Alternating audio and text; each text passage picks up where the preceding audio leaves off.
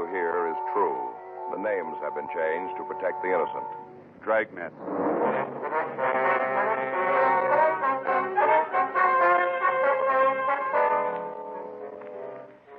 You're a detective sergeant. You're assigned to the business office. Past records show that you can expect 170 crimes to occur in the city during the next 24 hours. You don't know where. You don't know when. Your job, handle them.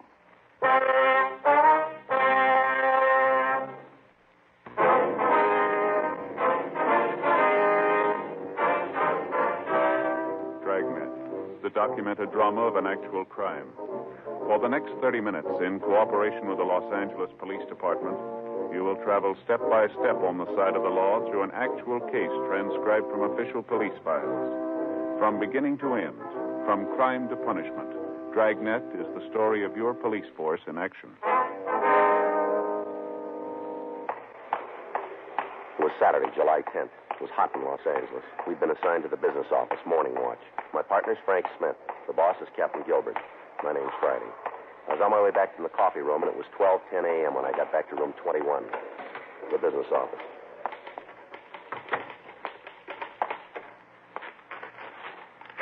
Well, file what? Who are you talking to, buddy? Oh, hi, Joe. Hi. Hey, try to stay around, will you? Huh? I've been here 20 minutes. I've had 29 phone calls and written 3 reports. Okay, I brought you some coffee back. Oh, thanks. Hey, how you feel? Any better? Oh, a little bit. I don't know what it is. I ache all over. I think I'm coming down with a cold. That's too bad. A lot of that going around. Yeah. Where's Skipper? Well, he ran over to the crime lab. Want to talk to Pinker. Mm-hmm. How about the pool cards? You check them? Yeah, the book's here someplace. There it is, right on that paper there. No, over there. There. Oh. Yeah, 5 of them out. Checks in the book. Mm-hmm. Yes, ma'am. Something we can do for you? You a detective? Yes, ma'am. That's right. All right, young man, my car's been stolen. All right. I told one of the officers on the corner about it, but he said it might work faster if I came up here. Yes, ma'am. That's right. The car's stolen. All you've got to do is go out and find it. Just find my car. What kind of a car is it? Well, it was a brand new Chevrolet. That's 1954? That's right. Bel Air with the windows that fold down. All right. Now, we'll need to know some more things here before we can start looking for it. Yes, what's that? Your name? Avis Bowen. Mm-hmm. That's A-V-I-S. Well, that's right. There's no other way to spell it. Avis Bowen. Yes, ma'am. Do you have a middle initial? R. Hope you're not going to ask me what it stands for. No, that won't be necessary. There isn't anybody that knows what my middle name is. Yes, ma'am. All we want is the initial. Well, that's all you're going to get. All right, Mrs. Bowen. It's Miss. All right. What's the license number? Oh, now, I think it's 1U44441. All right. Wait just a moment, please. Who are you calling now? DMV. Well, who's that? Department of Motor Vehicles.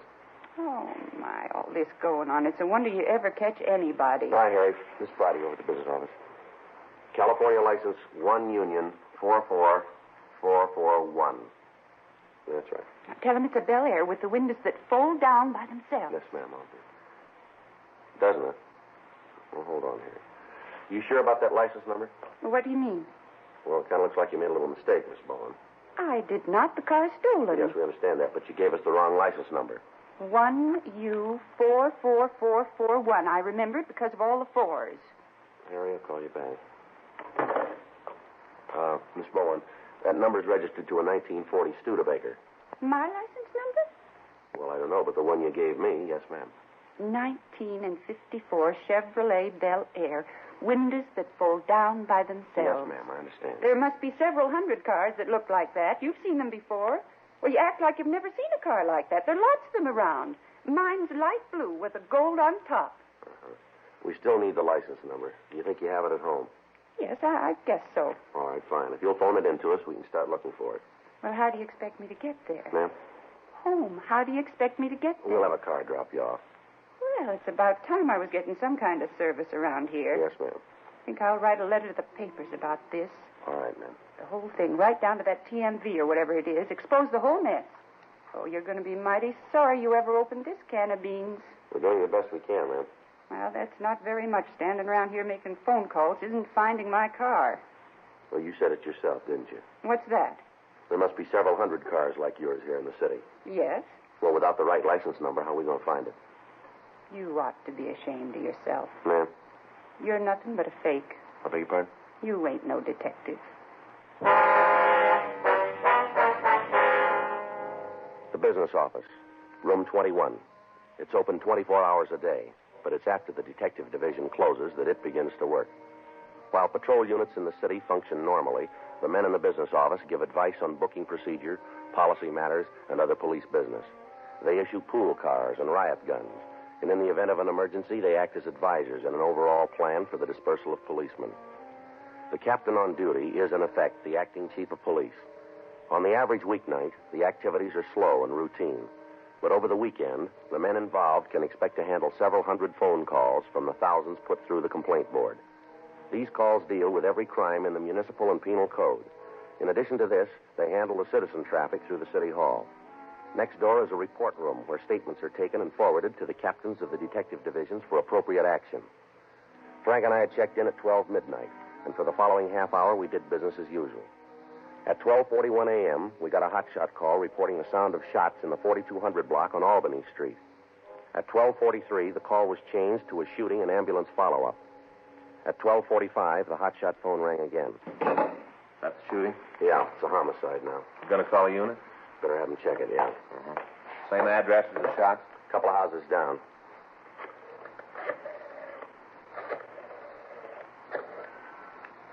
This is Friday, business office. Will you put out a call to 1K5? Have them cover the shooting and ambulance follow-up at 4289. That's 4289 Albany.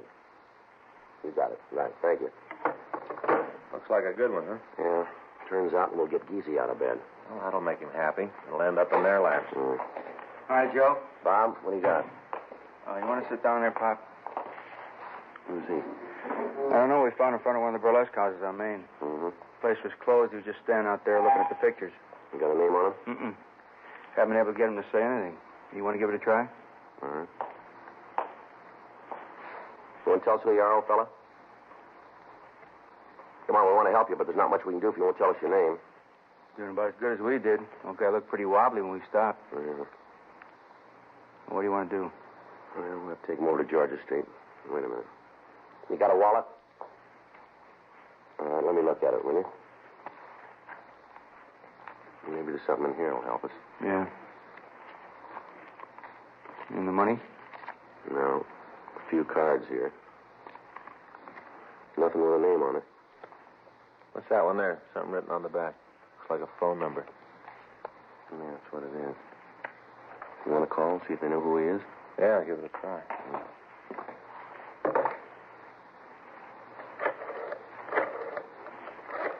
Yeah, you just sit still right there.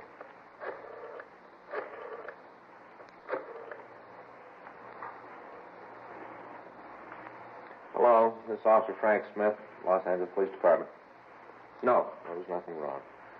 We have a man here in the office. He's carrying a card with his phone on it. I wonder if you can tell us who he is. Oh. Yes, ma'am. Well, he looks to be in his late 70s. He's got white hair. That's right.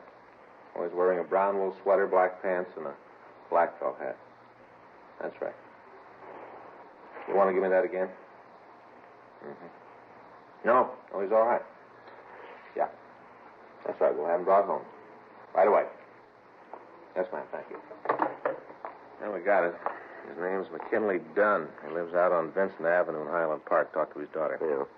She says they got into an argument after breakfast. McKinley here just got up and walked out of the house. She hasn't seen him since. Pretty worried about him. Figures. Says he's always kind of independent. Well, better run him home. Huh? Hey, you want us to take care of it? No, we can't have you out of service that long. I'll call Highland Park, have them pick him up. You want to take him over to York Boulevard and make the transfer there, Bob? Sure thing. All right, thank you. All right, Mr. Dunn. Here you are. Let's put this back in your pocket. Come on, sir. We'll take you home. Thanks, Joe. It's no trouble, Bob. Tell the boys from Highland Park to have his daughter put a card in the wallet with all the information on it. Will you make it easier next time? Sure. The card's not going to do any good, Joe. Huh? Card's not going to help. Daughter says she always puts one in. As soon as the old man gets out of the house, he tears it up. I got it. Business office, Friday. Uh-huh. Photographer get there? How many? You get the story? Yeah, we'll bring him in. Do what you can. Right, we'll see you then. That's Sam and 1K5 on the shooting. Yeah. They got 2 suspects in custody. They're bringing them both in. Uh-huh. Third man left the scene. Sam says the accidental death possibility is out now. Yeah. It's a clean case of murder. 10 minutes later, the officers in Unit 1K5 arrived with the 2 suspects. They were identified as Fred and Harriet Purcell. The names were run through R&I, but no record was found on either one of them. It was obvious that the 2 people had been drinking heavily. The husband was taken to the report room while Frank and I questioned the woman. I don't remember too good. Everything seemed to happen so fast. Just all of a sudden there was this kind of noise and Norman was dead. Norman, is that the victim? Yeah. Norman Moncrief. You must know who had the gun. I've been saying that to myself, but it doesn't do anything. I guess I had too much to drink. Who else was in the apartment with you? Now, you mean besides Fred and me? That's right. It's just the 3 of us, that's all. We got a report there was another man present. Well, then you know more than me. All right, you want to give us the whole story? The beginning when? From the start. Okay. I had a tooth pull this morning. I guess that's what caused all the trouble. How's that? My tooth was impacted, and I had it pulled, and the dentist gave me a shot of Novocaine, and you pull it to the can, see it? Mm-hmm. Right here. Mm-hmm. Well, I got home, and the Novocaine started to wear off. The whole side of my face started to hurt terrible. Yeah. Well, I told Fred about it. How it was a terrible thing. I tried to tell him how much it hurt. Mm-hmm. He's a clod. Told me to have a drink and forget it. And it wasn't long before we were having the beef. Oh, Fred, he isn't very bright at times, you know. Mm-hmm. I think a fella'd have a little sympathy for his wife at a time like that. That's right. Not old Fred. He's a clod. Told me to pour myself a little drinky and shut up. Was Moncrief there at the time? Yeah. Him and Fred had been playing pinochle when I came home. I guess they'd been at it all afternoon. Mm-hmm. Norman was on my side. He made Fred mad. And we got to fighting pretty good. Norman was right with me. Yeah. Telling Fred he ought to be quiet. I think Fred was sore about being beat at pinochle. He thinks he's a pretty good player. Wasn't long after that, there was a shot, and Norman was dead. Were you in the room at the time? No. Where were you? Out in the kitchen. I went out to get some more ice. Who was in the room when you left? Just Fred and Norman. No one else. If there was, I would have told you. Just a minute. I'll get him. Here's Office Friday. No, ma'am. No, ma'am. You'll have to call in tomorrow. Yes, ma'am. That's right. What's going on here? You know Mrs. Regman? No? Mrs. Leo Regman? Yeah, what about her? She told the investigating officers there was another man in the apartment. Said that he left right after she heard the shots. She would. Always got her nose where it doesn't belong. Oh, she was pretty certain about what she saw. Then ask her. She saw the man. Let her tell you who he was. You don't think it'd be better if you did? Then it ain't going to be good because I don't know. Did you hear anybody come into the place when you were in the kitchen? Nope. You pretty sure of that, huh? Now, look. I got enough troubles. Me and my old man's in jail. My face feels like it's coming off. I want to get home and get some sleep. If I knew anything, I'd have told you a long time ago. Now, leave me alone. What did you do after you heard the shot? Went in to see what it was. Mm-hmm. That's all. Just opened the door and looked. Norman was lying there on the floor. Where's your husband? Just standing there looking at Norman. Where was the gun? Fred had it. Whose gun is it? I don't know. You never saw it before? I don't like guns. I don't like to have them around. I don't look at them when they are. I never saw it before. You talked to Fred yet? No, not yet. No. Well, he'll tell you the same story, same way I told it. You'll see. There's no need to even talk to him. Is that right? Sure. You already got it the way I told you. What more you want? Just one thing I can think of. Yeah? The truth.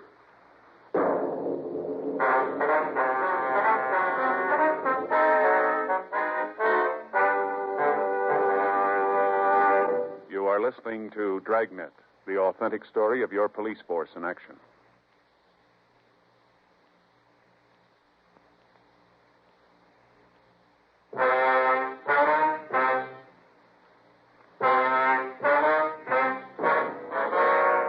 Frank and I attempted to talk to the husband, Fred Purcell. He was too drunk to be coherent.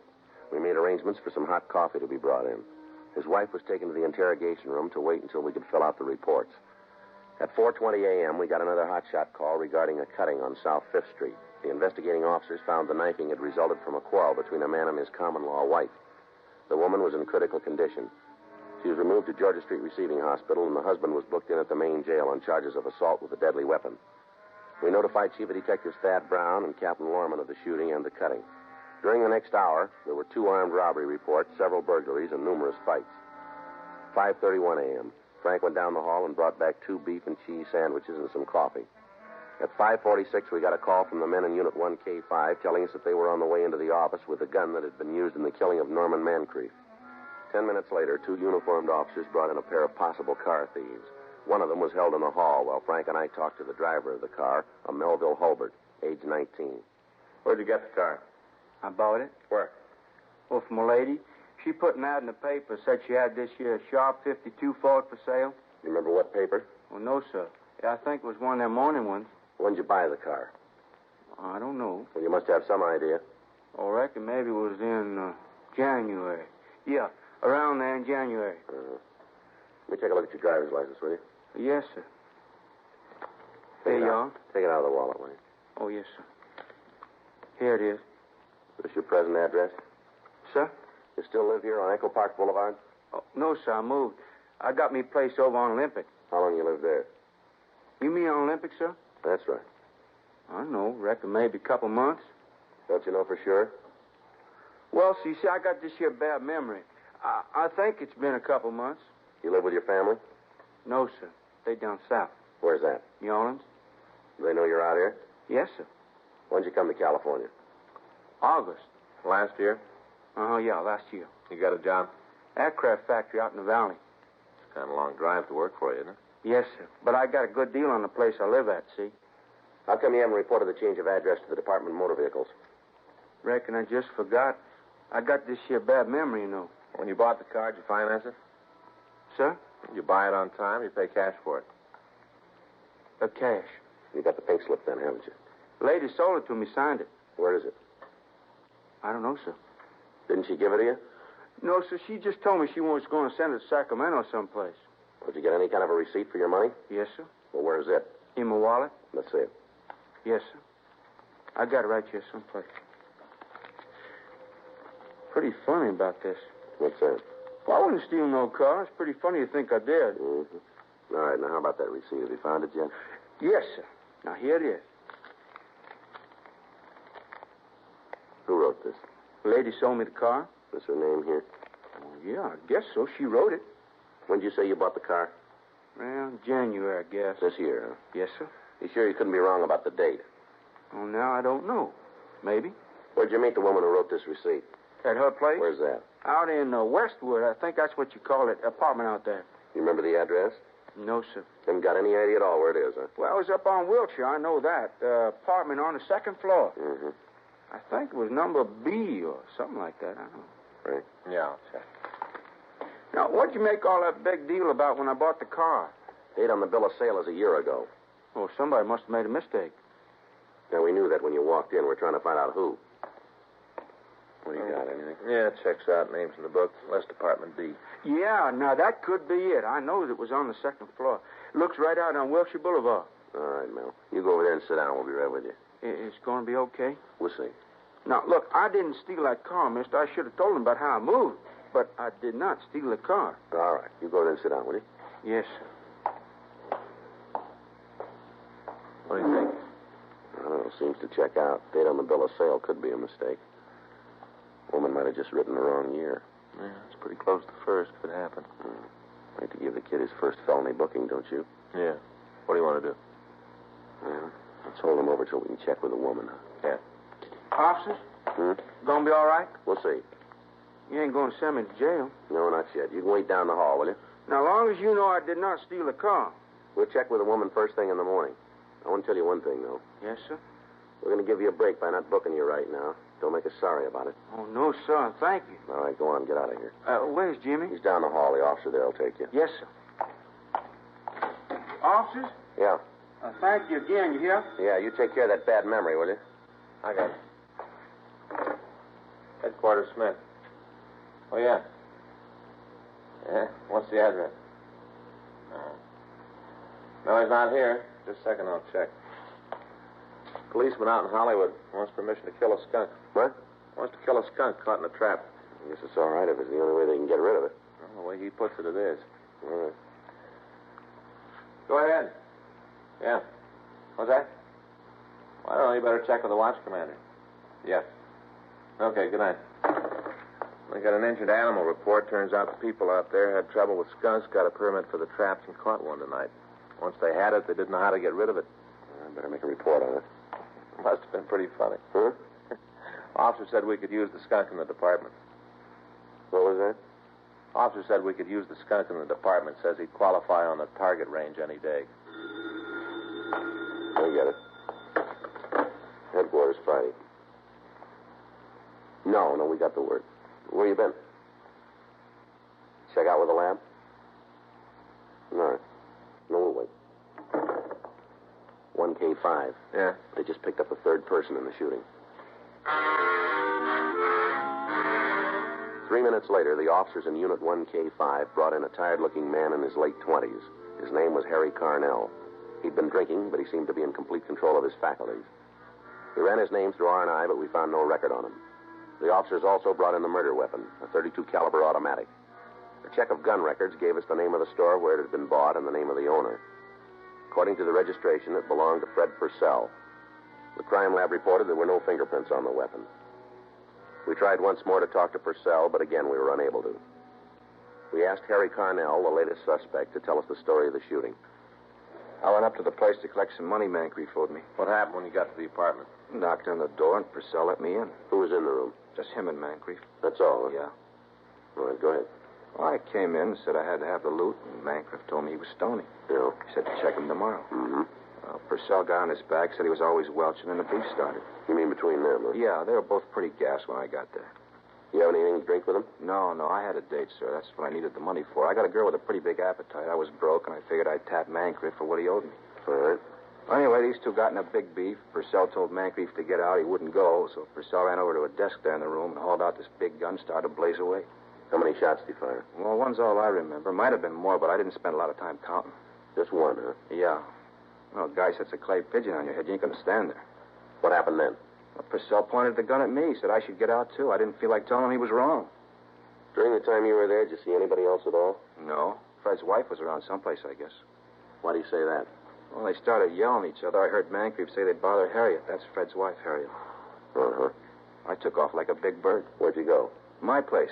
Had a couple of belts and then walked by the apartment to see what was going on. An old broad there started yelling about how I was the guy who ran out of the place after the shooting. Next thing I know, I got the collar on, and here I am. Uh-huh. What was Purcell doing when you last saw him? Just standing over Mancrief, holding the gun, looking like a cover on a pulp magazine. You willing to sign a statement on what you just told us? Well, sure. I got no part in this action. Just went to collect a bet at the wrong time, that's all. Mm-hmm. Pretty lousy night. Missed my date, didn't collect the money, end up in the can. It's pretty lousy. Mm-hmm. But I'm not the only one, though. Old Purcell always thought he was such a great card player. He's a real fish. He lost $6 tonight. Well, you're part right. Huh? He lost more than that, didn't he? Harry Carnell was taken to the report room where he made a full statement. At 7:03 a.m., Lieutenant Ray Giese from Homicide Division came in and took over the investigation. Fred Purcell was questioned, and he made a voluntary statement that he'd shot and killed Norman Mancrief. He couldn't remember why he'd done it. He was removed to the main jail and booked in on a charge of violation of Section 192 PC, manslaughter. His wife and Carnell were released from custody. We made out reports to all divisions for the follow-ups on crimes committed during the night. At 8:02 a.m., the men on the day watch came in and relieved us. It's going to be a nice day. Yeah. A few clouds up there. Might keep the heat down. Yeah, let's go. You want to stop for breakfast? Well, I guess we might as well, yeah. What do you think, Joe? Hmm? You like to draw the business office for permanent duty? No, sir, not me. I guess okay once in a while. I don't think I'd like it steady, though. Huh? Not busy enough.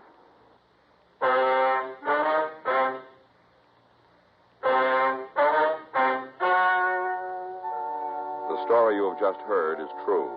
The names were changed to protect the innocent. On November 18th, trial was held in Department 98, Superior Court of the State of California, in and for the County of Los Angeles. In a moment, the results of that trial.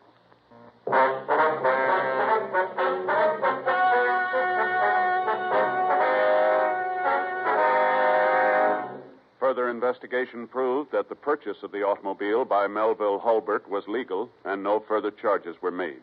Frederick Neal Purcell was tried and found guilty of manslaughter and received punishment as prescribed by law. Manslaughter is punishable by imprisonment in the state penitentiary for a period not to exceed 10 years.